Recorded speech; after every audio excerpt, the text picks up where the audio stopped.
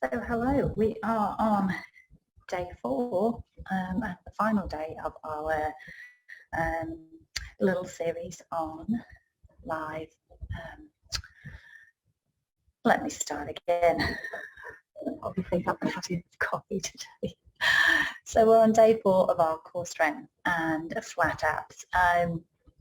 Day 1 we spoke about the abs in terms of what is your core, where is your core located, what is core strength, what does it relate to. So we were talking about the deeper muscles of the stomach, so your transverse abdominis, which pulls the stomach in, and we were also talking about your obliques that sit on top, and then on top that you have your rectus diastasis, your rectus sits underneath. You've got your small muscles in your spine, your multifidi, that control the movements in your spine and give you segmental movement. And then we were talking about your diaphragm that sits obviously as the top section of your core. So all of those working together and cohesively means that you're able to then get independent movement around the joints. And when we're talking core strength wise, we're looking at you being able to control and move and get the back moving in a way that is just actually what we call segmental movement and isolated movement, and your motor control is good, as opposed to feeling that you're bracing and you're blocked and everything's one big movement. And day 2, we were sort of talking about factors that could influence your core, which would be factors such as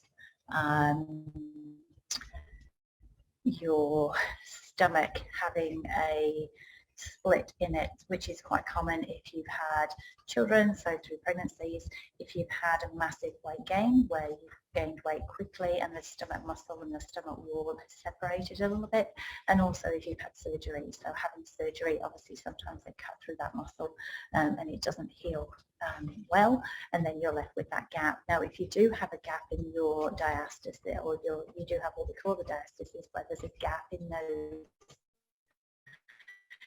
two connecting walls that they down, and with that it means that you're going to feel a little bit weaker, people fatigue a little bit more, and you find that the tummy itself might feel that there's not as much tone in there. And you might also find that in terms of the tone, the tummy just feels a bit squidgy. So in terms of that, with the diastasis problem or this tummy split problem, you might then also have the knock-on effect where you have a weak stomach, which then leads to back pain, which also might lead to a weak pelvic floor. And then it also might mean that when you're trying to do exercise, you fatigue a lot more quickly, and you fatigue to the point where it then causes you pain. So the diastasis is a major issue. The second issue that we talked about was your pelvic floor, that linking in with your core muscles. You have your pelvic floor, and if your core muscles are weak, it just sort of sits hand in hand that your pelvic floor can be weak. And with that, we talked about the fact that if you have a weak pelvic floor, your pelvic floor or your bladder is a muscle. So as your bladder expands and contracts, so as you fill with fluid and as you get rid of the fluid, if it's weak and it's overworking, you get that message is a little bit sooner than we'd like, or sooner. So instead of going, you need to go to the toilet, you need to go to the toilet, okay, I really need to go to the toilet, what happens is that happens quite early on, and that's that urgency. So you don't get the progressive, I might need to lose soon, I might need it in half an hour, I need it now, to just I need it now. And that's the urgency aspect. The frequency aspect is fairly similar, where you're not getting the bladder muscles swelling as it should do. So as soon as you need this, as soon as it swells to irritate or stretch the outer wall of the bladder, you go, I need to go. Again, it's not going to a full bladder, it's saying, yes, I need to go, and that's the frequency aspect. So frequency, urgency, very commonly linked to an overactive bladder that's also weak, but also very commonly linked to a weak pelvic floor. So if you're starting to do exercise and you are looking at doing some core work, or what you feel is core work, and your bladder or your pelvic floor feel like it's getting weaker, so your urgency is getting more pronounced, or your frequency is a problem, or you feel that your bladder is weaker, then you're probably doing your core work poorly, and you need to stop and get all that sorted out and checked. Because if your pelvic floor is weakening, there's the problem. Okay. Other aspects that we talked about that can affect you are if you've had back pain. So if you've had something where you've been, or maybe you've had a broken leg or a broken hip, maybe you've had back pain where it's caused you to be immobilized, or back pain where it's caused you to be worried and concerned about how you move, then what happens there is that the core muscles themselves, because they're not being worked, they become what we call inhibited, and they basically don't work, or they're very, very weak, and they can't override or perform at the level required to overcome the other muscles that are working a little bit more. So if our muscles are weaker, then we have a problem with all the other muscles that then sit on top. So that basically is the gist of what we've talked about for the past 2 or 3 days. And yesterday we talked about core strength, so how to assess for core strength. And we went through a straight leg raise, which is basically lifting the leg off the bed, and what we're looking for with that, a bent knee sort of fallout, so when we're moving the legs around, what we're looking with that. And then the other thing we talked about was a single leg stance. So there's a couple of core tests. They're not your traditional, what we call core strength tests.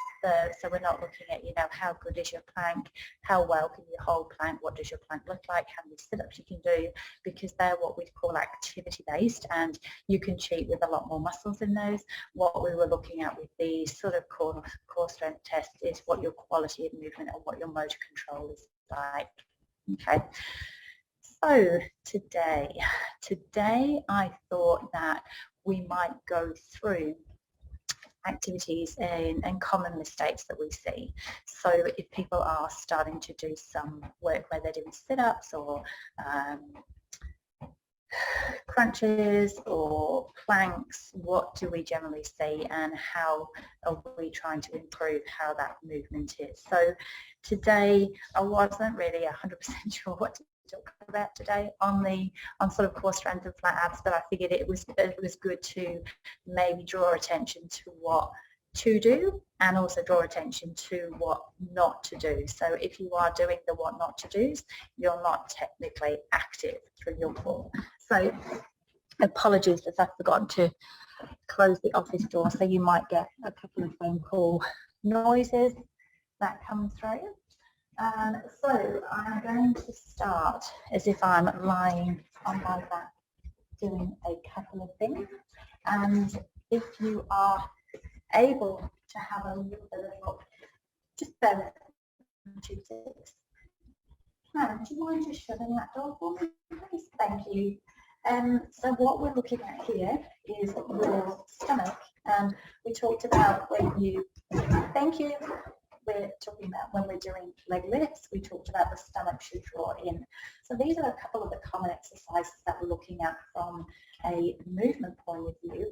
And then the other things that we didn't really touch on quite as much is when people are doing their crunches and their curl ups. Okay. So from this position here, if I can, I have a very small arch in my spine through here. When I'm doing the curl up, I want to try and maintain what we're calling neutral. I don't want to try and really push my back into the bed to do it, because as I'm doing that, I'm actually acting through my legs. So you want to make sure your legs are a little bit less work. So commonly when people want to work their tummy, what they want to do is do crunches or sit-ups. So from our point of view, if you're starting and your arms are way back here, then your body's in extension already. So I'm already using my back. I want to go when my rib cage sits nice and heavy, and I want to go when my elbows are already soft. So I can see them in my peripheral vision, and what I'm trying to do is just a gentle lift up, and then I'm going to do a gentle curl down. Okay, so I want to take a breath into the air. As I exhale, I'm thinking of allowing my rib cage to tuck as if it's tucking under my waistband, and then I inhale to come back. Okay, now if I brace and I grip here, then what happens is I'm getting a real shortening crunch, and my stomach's going to bulge up. Whereas if I try and keep my stomach and my pelvis nice and long as I curl up or as I lift, My eye line is more at 45 degrees and I'm getting a chest lift as opposed to a crunch where everything is crunching over. Okay, so breath into prepare, hands behind the head, elbows here, but I'm really just resting my fingers. I'm not actually pulling with my head. So even if I put my hands against my temples, I exhale and I lift the chest up. And then I should feel that my belly is pulling backwards. If I try and pull with my head here, I end up with a crunch. And it means that I'm in a curled position with my lower back and my stomach's going to bulge up, as opposed to feeling that I'm flattening through the tummy and I'm lifting. And once I've got that position, I would just do little pulses here. There's no need for us to be coming all the way up here into a crunch and all the way back down, okay? The same thing would happen if I am doing an oblique, so if I go the other way. If I'm doing an oblique here, and I've got my arm on the side, and I've got my hand here, if I start and my arm's way back here, then I'm getting an arch through my spine. So I want to start where I can feel that the elbow is within sight, okay? When we're doing obliques, what we commonly see is that people are coming and they're leading with their elbow. So what's actually hauling me up here is my pecs. I'm pulling up with my pec. Not a lot has to actually happen with my tummy because I'm able to be active through my pec, and that pulls me as well as my lats on the outside. So what we want to do in this instance is keep both of the hips nice and still, have the hand behind the head and the elbow where we can see it in our peripheral vision. And we want to think, rather than the elbow doing the movement, we want to think about this shoulder here coming up and across, and my elbow is going to stay wide. And in that position here, it feels like my body is a piece of paper, so I'm a square or an oblong sheet of paper. And what I'm doing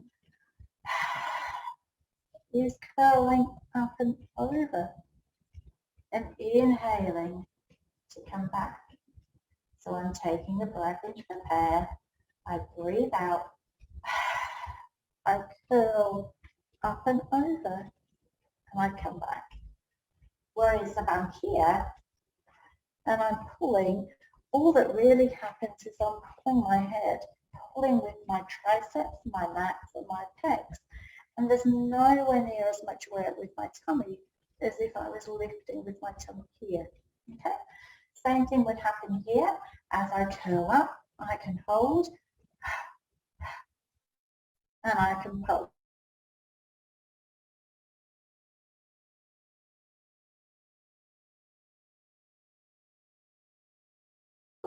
And then I'm going to really feel that my obliques are working for me. I want to think, don't curl. I want to think, don't pull with my head. And I want to think, don't tuck under and push with my legs. Okay? I want to think that I'm rested, chest is soft, elbow is where I can see it. I'm lifting the chest up and my eye line is at 45 degrees, so I lift the chest as if I'm tucking my rib cage in. I'm not curling and trying to look at my tummy because that makes me short. Okay? With the obliques, we're doing the same thing. We're curling up and over. We're not pulling the elbow across, which is what we see quite a lot. We see it pulling across, or we see it pulling across and down. So then we're trying to anchor through here.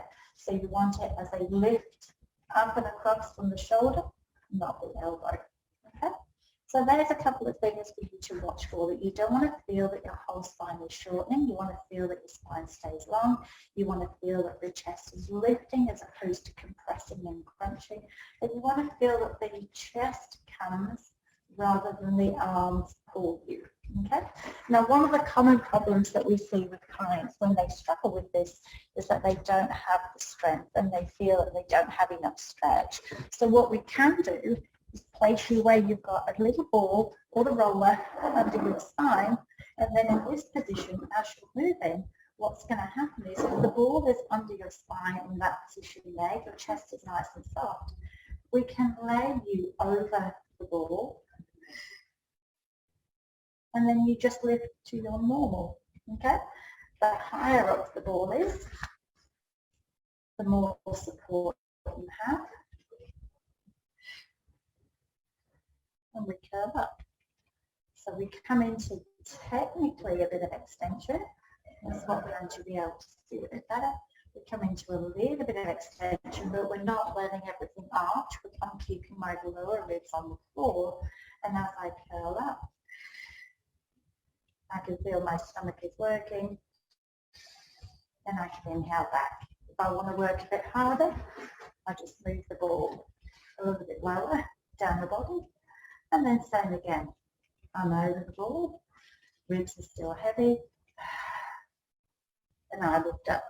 This is how I would get you to do sit-ups if you were osteoporotic, or if you had a problem where your bones are feeling a bit weak. I'm technically in a little bit of extension, and I'm curling up to neutral, but my stomach is still having to work really hard to do those exercises. I inhale to come back, and I'm lifting my chest up. It's not making me really curl and crunch, but it's making me work. And again, I'm feeling my tummy. Am I bringing the tummy where it feels like it's drawing back? Or is my tummy pushing out into my hand? If it's pushing out into your hand, you're working too hard. So you want to have it where your stomach, yes, it's closing, it's coming backwards. Now that's too much and I'm pushing and I'm bulging. So you go to the level where you feel you can control it. Now if I want to make those harder, or if I've got these where I'm doing that and my chest is here and I'm doing my lifts to make it harder, I might do it with a leg up. And I do it that way to make it harder again. I might do it where I have two legs up. And I do it again. So what I'm doing is I'm just changing my effort level. Okay? With the extension ones, I've lost my ball. If I've got my extension ones here, and I'm doing it where I'm levering from here, I might do it where I'm here. And then I might do it where I might try and lower the leg. So I'm staying up and I'm adding on some leg work. Or I'm got my leg high and I'm doing some leg work, but I'm staying maintained through here. Then if I fatigue, I can have a rest. I could also do it where I'm out. Or I could do it where I'm here and the leg is out. So I'm prepping for my longer lever stuff. So there's a couple of ways for you to think about how to work your tummy and work your chest if you're looking at doing exercises that take you into a chest lift. Okay, the big thing that we're after is that people don't crunch, because as soon as you crunch, you get that shortening. Excuse me, and everything shortens into that position, as opposed to you feeling that you've got length through the waist. If you've got it where you're not able to maintain the length in the waist, then what happens is you get that shortening through here and everything crunches in, and then you end up activating things like your deep hip flexors or your quads or your superficial hip flexors like your TFL.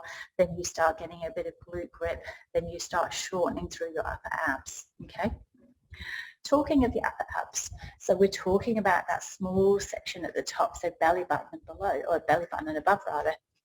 If you are in an office-based position, or if you are constantly sat forward and your normal posture for you is that curly lower slump, your upper abs are going to be short.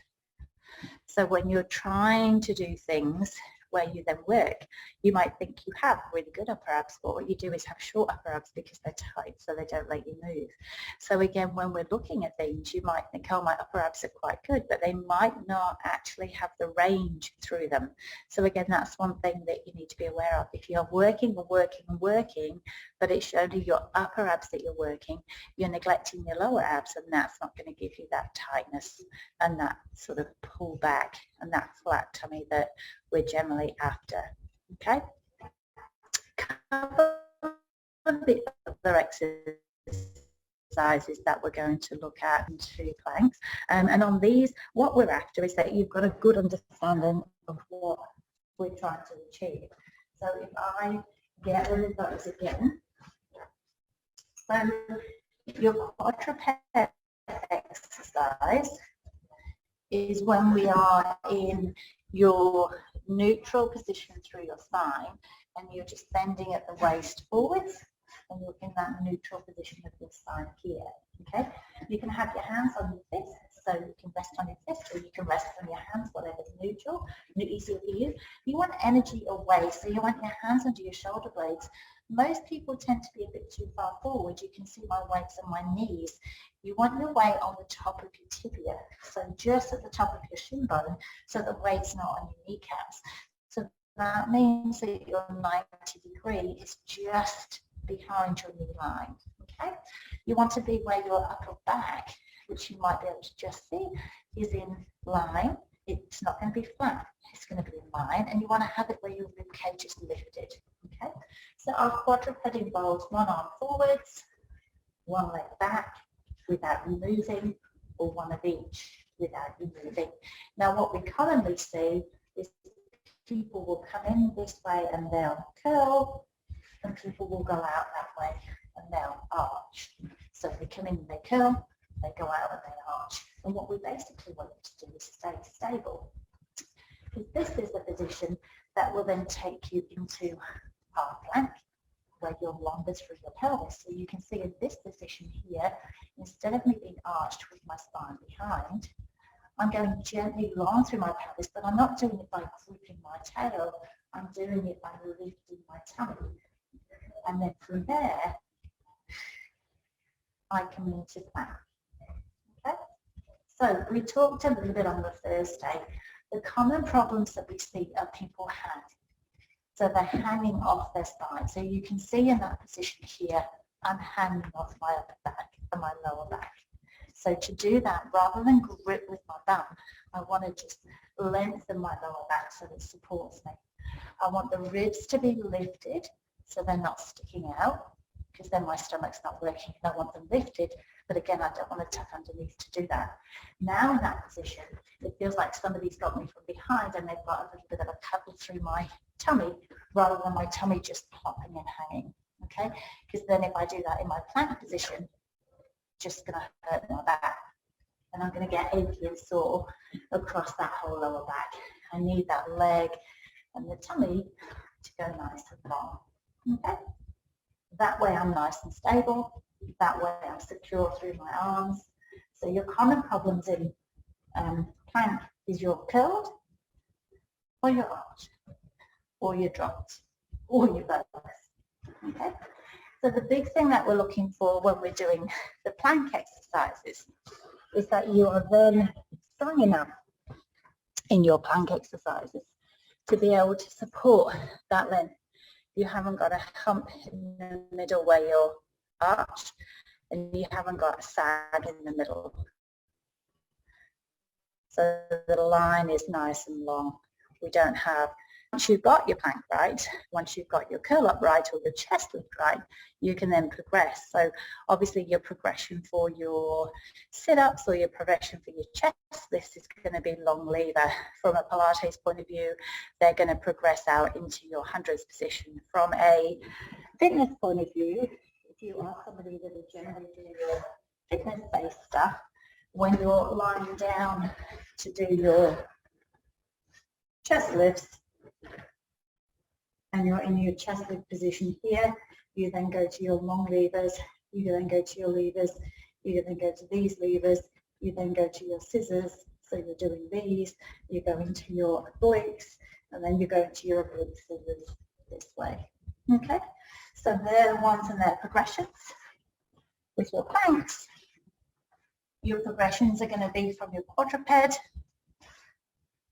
to your plank, to your plank, to your length, to your in, to your mountain climbers, to your outs and outs, ins and ins, to your elbows, elbows, hands, hands, so that you've got the support around your core, which then allows you to then move into your more advanced planks and your more advanced chest work. So hopefully hopefully, without me being a bit too posh to come up and down on the bed there, hopefully that should give you a bit of an insight into what we're actually looking for. So what we're looking for is that when you're moving, it feels like there's length. It feels like as you come up, it feels like there's a length as you come up. It doesn't feel like you're squashing and then curling up, which is what most people do. It's a very squashed and curled. When you've got your planks, it doesn't feel like you're bracing into extension and hanging. It feels like you're supported and it's nice and it looks like a nice long line. It doesn't look like there's kinks and arches and bends in the middle of your planks. So like I say, I hope for today that's maybe given you a little bit of an insight into when we're looking at how people move, what we're after. Certainly when we're talking about core work, we're looking at your quality of how you move. So, you know, anyone can hold a plank for 30 seconds and hold it. What we're after is when you're holding it for that 30 seconds, are you holding it where your spine is got at length? Are you holding it where everything is in line? Are you holding it where you're active through the right muscles?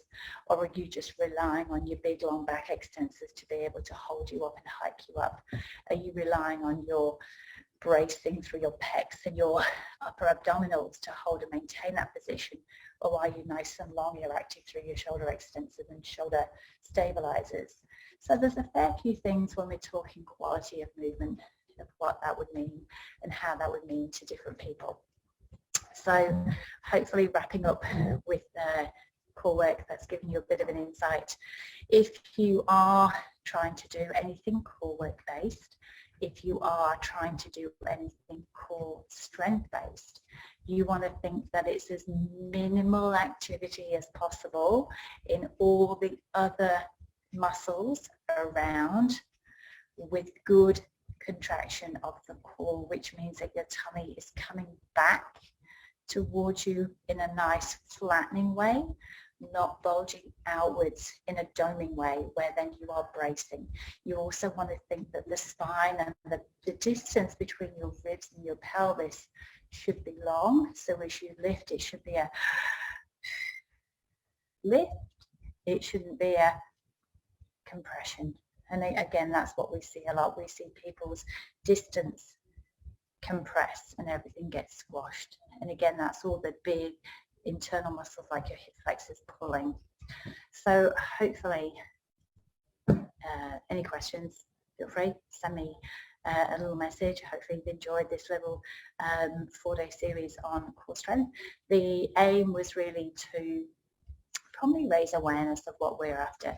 You know, there's a whole heap of different ways of moving out there now. You can do Pilates, you can do yoga, you could do, you know, traditional get fit in a gym, you can do body pump sessions, Les Mills sessions, F45, CrossFit. You know, there's a whole myriad of different ways that people use to get fit. And I think the biggest problem that we see, certainly from how we take on clients, whether they're in fitness or whether they're, you know, in a clinical arena where they're sore and they want to build up to get into our fitness arena, what basically happens is that people have gone around and gone about building up what they think is their core strength the wrong way. They've either started and jumped too far ahead and made themselves sore, or they've started and they're not actually active through the right things, and so they try and progress and it's just not working for them. So you really want to start, if you're thinking core strength, start with a good foundation. You really want to start where you've set what you need and you've set the right foundation down so that you've then got good things that you can then layer on top. That means you'll progressively increase what you do rather than go, okay, well, I've got so far, but now I'm sore, and you end up needing to go back, because what you've ended up doing is strengthening muscles that were already strong. You've ended up activating muscles that were already active, and your core muscles are still behind there, not doing very much or not able to do anything because they can't compete against these big muscles. So we need to take away some of that overactivity of that big muscle, get you active through the tummy and make sure A, it can function, B, it can work, and C, you know how to do that. So then you know the difference, and then you can layer on in top as you get stronger the sort of harder exercises, the more challenging exercises, and work where you still feel you're working, but also feel that everything's carrying on in the same line and you're able to achieve what you want to achieve. So thank you for joining me. Those of you who've been watching the series, thank you. And if you have any suggestions of other things that you would like to learn about or know a little bit more about, then feel free, just either comment in our Facebook group, or if you're on our Facebook group, or info@allfusion.net.eu. So thank you so much for your time, and hopefully we'll see you again soon.